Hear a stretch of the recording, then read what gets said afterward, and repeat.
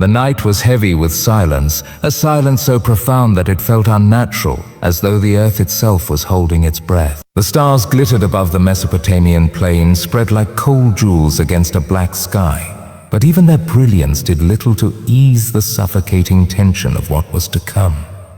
In the distance, torches burned in endless lines, stretching like rivers of fire across the horizon. That was no ordinary campfire glow. It was the vast encampment of Darius III, King of Kings, whose Persian host outnumbered Alexander's Macedonian army by tens of thousands. Alexander stood alone at the edge of his camp, gazing into the distance. He was just 25 years old, yet he bore the weight of destiny like an old general hardened by decades of war. His cloak fluttered faintly in the midnight breeze, and the lion-emblazoned armor upon his chest shimmered as if touched by unseen fire. Behind him, the Macedonian army rested uneasily. Veterans, hardened by years of battle from the Balkans to the far reaches of Asia Minor, now lay awake on their shields, whispering to each other, haunted by what awaited them at dawn. For beyond that horizon lay not only an army, but a legend. The Persian Empire, with its elephants, scythed chariots, and the weight of centuries of domination. To many it was unconquerable. To falter here would mean annihilation, not just for Alexander, but for the dream he carried. The dream of a united world under one vision. He turned his eyes back to the stars and whispered softly to himself, "Father, you began this path. Tonight I must carry it further." His father, Philip II of Macedon, had built the foundations of a powerful army, but had been cut down before fulfilling his dream of conquering Persia. That mantle had fallen to Alexander, and though he had already won brilliant victories at Granicus and Ait, was different. Tonight was not about survival, it was about destiny. As the moon drifted across the sky, Parmenion, his most trusted general, approached. The older man's face was marked with lines of worry, his beard flecked with gray, his eyes sharp and calculating even in the dim firelight. "Alexander," he began cautiously, "we face a force far beyond our number. Darius has chosen his ground well. Look at that plain, wide open, perfect for his cavalry and chariots. If we attack head-on, we risk being enveloped." Alexander did not turn immediately, he let the words settle. Then, with a faint smile, he replied, "Parmenion, if I were not Alexander, I would wish to be Parmenion. But since I am Alexander, I must be bold where others are cautious. Do you not see? Darius hides behind his numbers, behind his wealth, behind his elephants. But we carry discipline, courage, and the fire of men who believe in something greater than themselves." Parmenion sighed. He had heard this fire before. It had carried them through impossible odds, yet he could not silence the part of him that feared. "Ye, my king," he said, "at dawn their line will stretch farther than the eye can see. Their center will be deep, their wings unstoppable. Even if you pierce one side, the other may swallow us whole." Perhaps he hesitated, then finished, "Perhaps we should consider striking under cover of night." A surprise attack could level the odds. Alexander turned sharply, his eyes blazing. "No, I will not steal victory in the dark. Let it be known to every man, woman, and child of this world. Alexander faced the might of Persia in the light of day and did not falter. We shall fight openly and we shall win, not through trickery, but through the courage of free men." Parmenion bowed his head, silenced by the unshakable resolve in Alexander's voice. That night, Alexander moved among his soldiers, walking softly, speaking gently. He did not carry himself like a distant king, but as a comrade in arms. He knelt by a group of young infantrymen, their shields leaning against their knees, their eyes wide with fear. "Are you afraid?" Alexander asked one boy whose hand trembled as he sharpened his spear. The youth nodded silently. "So am I," Alexander said with a smile. The soldiers looked at him in surprise, a king admitting fear. But hear me well, courage is not the absence of fear. Courage is standing tall in spite of it. When the sun rises tomorrow and you hear the thunder of Persian hooves, remember this: you are Macedonian. You are the line that will not break. And when history is written, men will remember your names. The boy's trembling stopped. Around him, the others straightened, their eyes burning now with something different, not just fear but pride. As dawn began to glow on the horizon, the Macedonian camp stirred. Trumpets blared, hooves clattered, armor clinked in the cold morning air. Alexander mounted his horse, Bucephalus, the great black steed whose fiery spirit mirrored his master's own. The men cheered as he rode past, golden sunlight igniting his bronze armor until he seemed more a god than a man. Then came the sight that stole their breath. Across the plain, the Persian army revealed itself fully. It was a sea of men and beasts. Chariots armed with scythe blades gleamed wickedly in the light. War elephants trumpeted. Cavalry units stretched endlessly, and behind them stood tens of thousands of infantry. The earth seemed to tremble beneath their numbers. Some Macedonian soldiers gasped, some whispered prayers.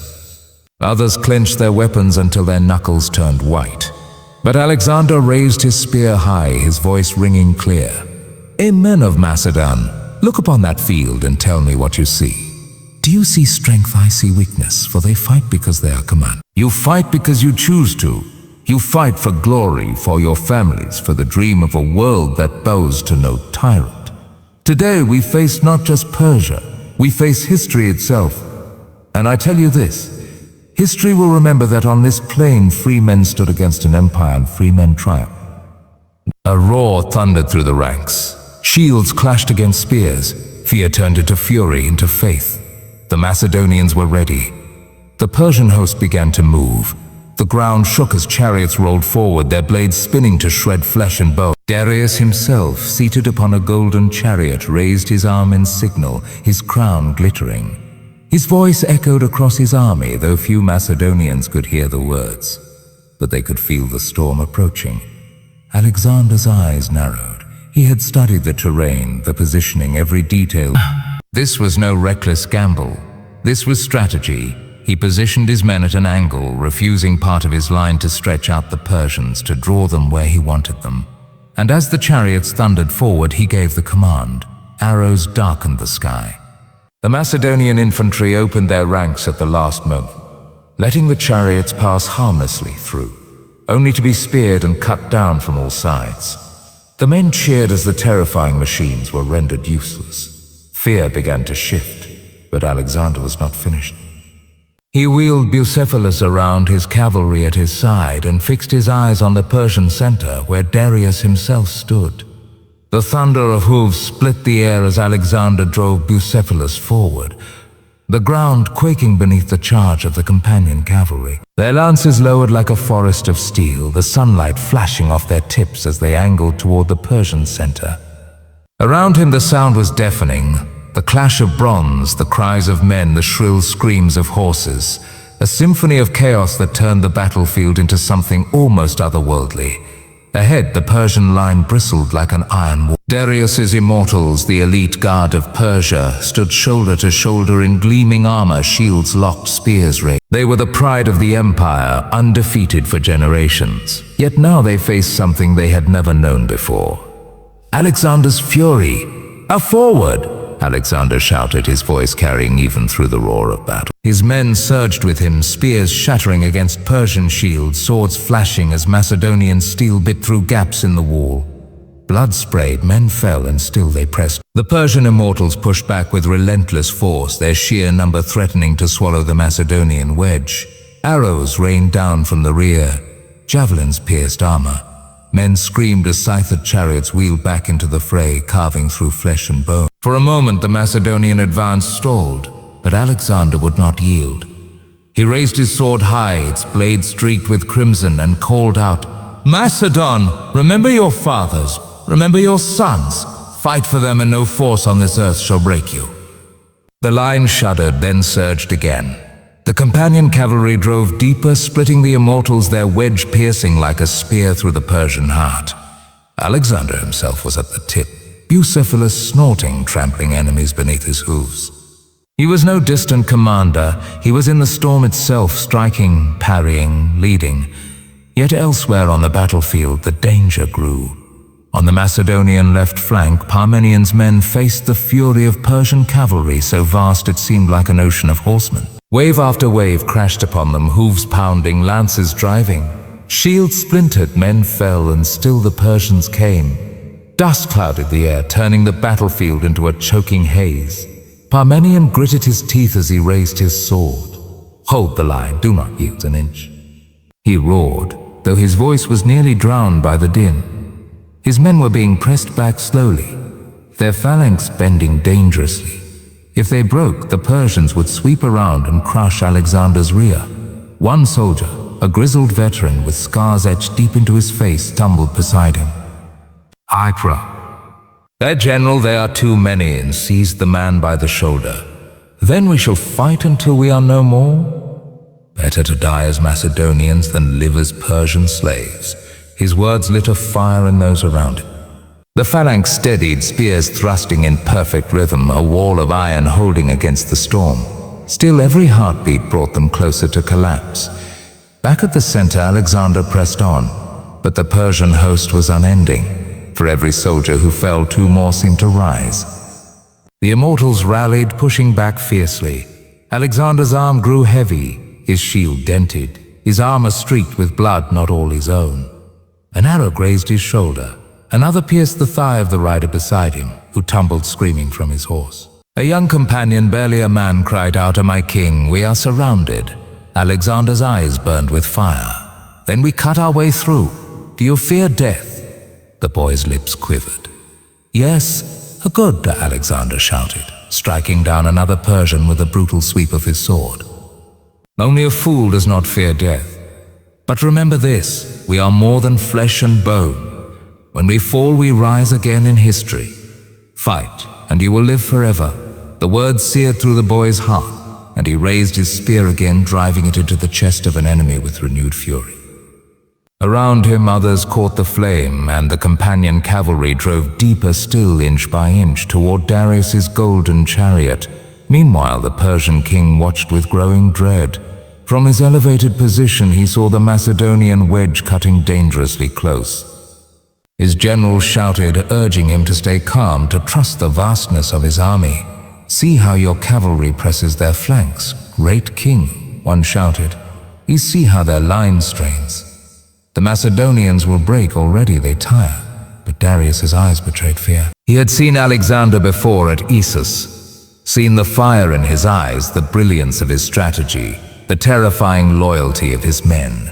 He clenched the reins of his horses tighter. If they reached me, the battlefield had become a nightmare of dust, screams, and steel. Men slipped on blood-soaked earth, corpses trampled beneath thousands of feet. The sun blazed overhead, merciless in its glare, turning armor into ovens and sweat into rivers. In the Macedonian ranks, exhaustion weighed heavily. Throats were parched, limbs trembled, yet still they fought. They were fewer, but they were trained like no other army in the world. Discipline held them together where sheer numbers could not. One soldier, Demetrius, staggered as his spear snapped against a Persian shield. He drew his sword, parried a blow, and shouted above the din, "Why do we fight? Why do we throw ourselves into this endless sea?" Beside him, his comrade Nicandros struck down an enemy and bellowed, "Because we follow a lion, not a lamb. Look at him. Look at Alexander. Would you have it said that you fled while he still charged forward?" Demetrius's gaze flicked to where Alexander shone like a beacon amid chaos, his sword a blur, his horse rearing high. And something inside him broke free of fear. He roared with renewed strength, swinging his blade with reckless abandon. That was the power of Alexander. He turned ordinary men into legends. But the Persians were not broken yet. A fresh wave of cavalry crashed into Alexander's flank, nearly splitting his wedge apart. He wheeled Bucephalus around, cutting down one rider then another, but the press was suffocating. Spears stabbed toward him from all sides. For a moment it seemed as though the great king would be overwhelmed. Then, like thunder, the Macedonian phalanx advanced behind him, shields locked, spears thrusting in perfect unison. They pushed the Persians back, opening a gap for Alexander to breathe. The timing was flawless, as though the entire army moved with one heartbeat, his heartbeat. Alexander seized the moment. He raised his sword high and cried, "And now, press forward, Darius is within our grasp." The cry tore across the field, igniting his men with unshakable fire. They surged, their formation driving deeper, their lances striking true, and far ahead Darius's golden chariot glittered in the sunlight. The King of Kings watched in horror as Alexander drew nearer, his charge unstoppable, his eyes locked like an eagle upon its prey. He looked again at Alexander the Macedonian king, cutting through his guard like a god of war, his face streaked with blood and dust, but his eyes blazing with unshakable fire. And in that instant, fear took root. Darius pulled hard on the rein. His horses screamed and wheeled about, the golden chariot turning away from the front. The King of Kings, master of the largest empire the world had ever known, fled the field. A ripple of shock tore through the Persian rank. Soldiers saw their king turning, retreating, and panic spread like wildfire. Cries erupted. The king flees, the king flees. What had been unbreakable resolve shattered in an instant. Men wavered, shields dropped, formations crumbled. Alexander saw it and knew this was the moment Darius flees. He shouted, his voice carrying like thunder, "Strike them down! Victory is ours!" The companion cavalry roared, their spirits ignited by the sight of Persia's king fleeing before their blades. They pressed harder, scattering the guards who remained, driving deep into the broken center. The once mighty Persian host began to fracture, its heart pierced, its spirit shattered. Yet even as victory loomed, word reached Alexander that his left flank under Parmenion was in dire peril. A messenger, bloodied and breathless, forced his way through the chaos, king. Parmenion sends word, he is surrounded, the left cannot hold. If they break, we are undone. Alexander reined Bucephalus sharply torn. Ahead lay the fleeing Darius, the chance to end the war in one stroke. If he pursued now, he might capture or kill the Persian king, ending the empire once and for all. But behind him, his men, his brothers, were dying, pressed to the edge of collapse. He closed his eyes for a heartbeat, the weight of destiny pressing upon him. He could choose glory, or he could choose loyalty. Then he opened his eyes, fierce and resolute. What is a king without his men? What is victory if it costs the lives of those who made it possible? Turn, we write to Parmenion. He wheeled Bucephalus around, the companion cavalry following without hesitation. Dust and blood trailed behind as they thundered back across the battlefield, not after Darius, but toward their own embattled brothers. The sight was like salvation itself. Parmenion's men, staggering bloodied on the edge of collapse, suddenly heard the roar of hooves behind them. They turned to see Alexander returning, his cavalry sweeping in like an avenging storm. The Persians, confident in pressing their advantage, were caught off guard as the companions slammed into their flank. Lances pierced, swords struck, horses crashed into horses. The Persian cavalry, once overwhelming, now found themselves harried, scattered, broken by the sudden fury. Alexander fought at the front, carving a path through the enemy, his presence a beacon of hope. His men, seeing him, found strength where none remained. Cries of Alexander rang out, echoing across the plain. Parmenion, bloodied and exhausted, lifted his sword in salute as Alexander rode past. "You chose us over glory," he muttered under his breath. "And for that you will have both." As the sun dipped toward the horizon, the tide was clear. The Persian army, vast though it was, had lost its spirit. Their king had fled, their formations shattered, their cavalry scattered. What had begun as a battle became a rout. The Macedonians, weary beyond measure, bloodied but unbroken, pressed on until the plain of Gaugamela was littered with the wreckage of the greatest army Persia had ever assembled. The dream of empire, built over centuries, lay in ruins at the hands of a young king and his band of brothers. Alexander reined Bucephalus at the edge of the field, gazing over the scene. Smoke drifted, cries of the wounded rose, and the dead lay thick upon the earth. His chest heaved with exhaustion, his armor dented, his sword heavy in his hand. Yet in his eyes burned not triumph, but something deeper. "This is not conquest," he murmured softly. "This is the price of a dream." Around him his men gathered, raising their weapons in weary salute. They had fought against impossible odds, and they had won. Not through numbers, nor through fear, but through courage, discipline, and unshakable loyalty to one another. And as night fell upon Gaugamela, the lesson of the day was clear. True greatness is not in seeking glory for oneself, but in standing by those who carry the weight of the dream with you. Victory belongs not to kings alone, but to every soldier who chooses courage over fear, loyalty over self, and destiny over doubt. Night settled over the plain of Gaugamela, but it brought no peace. The ground was thick with the fallen, the groans of the wounded echoing like ghosts in the darkness. Fires burned across the field, torches flickering against a horizon littered with broken spears, shattered shields, and the lifeless forms of thousands of men. The greatest battle of its age had ended, and the world had changed forever. In the Macedonian camp there was both joy and sorrow. Soldiers embraced one another, some laughing, some weeping. Many could scarcely believe they were still alive, that they had stood against the largest army ever assembled and emerged victorious. They raised cups of wine, their voices hoarse as they sang of Alexander, of Bucephalus, of the brothers they had lost. Yet every song carried a tremor, for the empty places among them were too many to ignore. Alexander sat apart for a time, his armor still dented, his cloak stained with the dust and blood of battle.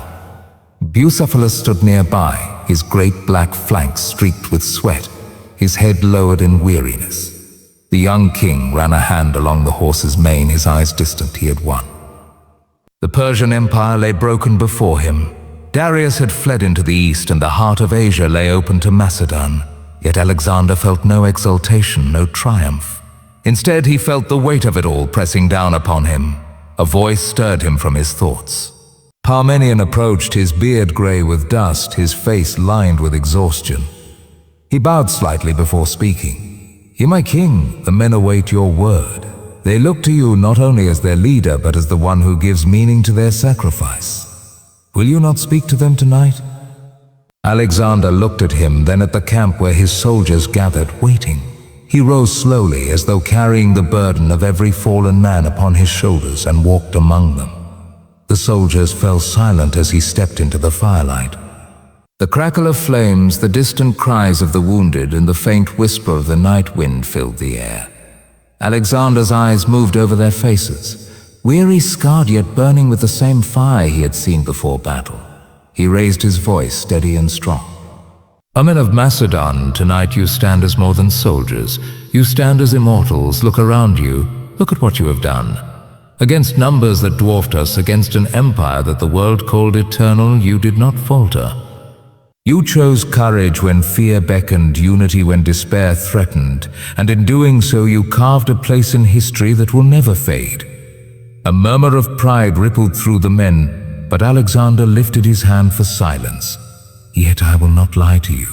This victory was not without cost. Too many of our brothers lie upon that plain, never to rise again. Let us not forget them, for they are the true measure of what we have achieved. Each man who fell gave his life not for gold, not for conquest, but for the dream we carry, a world not ruled by tyranny, but united by vision." He paused, his gaze fierce. "And hear this. I could have pursued Darius today. I could have claimed his crown and ended this war at once. But I did not. Why? Because Parmenion and our brothers on the left were in peril. What is the worth of a crown if it is bought with the lives of those who carried me to it? A king is nothing without his men. A dream is nothing without those who believe in it." The soldiers erupted in cheers, their voices thundering into the night. Some wept openly, moved not by glory, but by the knowledge that their king had chosen them over his own ambition. Later, when the camp had quieted and many had fallen into exhausted sleep, Alexander sat with a small group by the fire.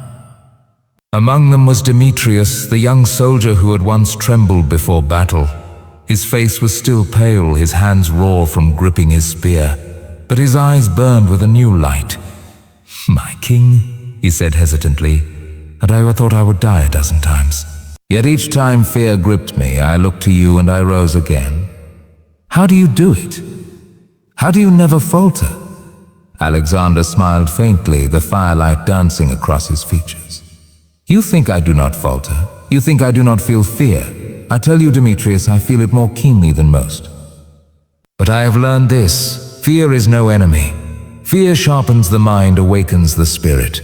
Courage is not the absence of fear. It is the choice to stand in spite of it." Demetrius bowed his head, his eyes wet. "Then I will remember that for as long as I live." The next morning, the sun rose over a world forever altered. Messengers brought word that Darius had fled eastward, leaving his army in disarray. The Persian Empire, once the terror of Greece, was now broken beyond repair. Alexander's generals gathered, urging him to claim the title he had earned. "Take the crown of Persia," Parmenion said. "The world will kneel before you. You are now king of kings." But Alexander shook his head. "I am not king of kings. I am Alexander, son of Philip, king of Macedon. The crown is not what makes a leader. It is the men who follow him, the dream they carry together. I will not rule by fear, but by example." And so it was that Alexander, standing upon the ashes of Persia's might, did not boast of conquest. He spoke instead of vision. "To conquer the world is not to chain it," he told his men. "It is to lift it, to show that no empire, no tyrant, no mountain of odds can stand against men who choose to be more than themselves. Remember this, greatness is not in crowns or empires. It is in loyalty, in courage, in the refusal to yield when the world tells you to break. The lesson of Gaugamela would echo through centuries, that no force, however vast, can defeat the will of those who fight not for themselves, but for each other. That true leadership is not the pursuit of glory, but the choice of sacrifice. That history remembers not the size of armies, but the courage of the few dared to believe. And so from that blood-soaked plain, a message rose that would inspire generations. Stand with courage, stand with loyalty. And no empire, no darkness, no obstacle can ever defeat you.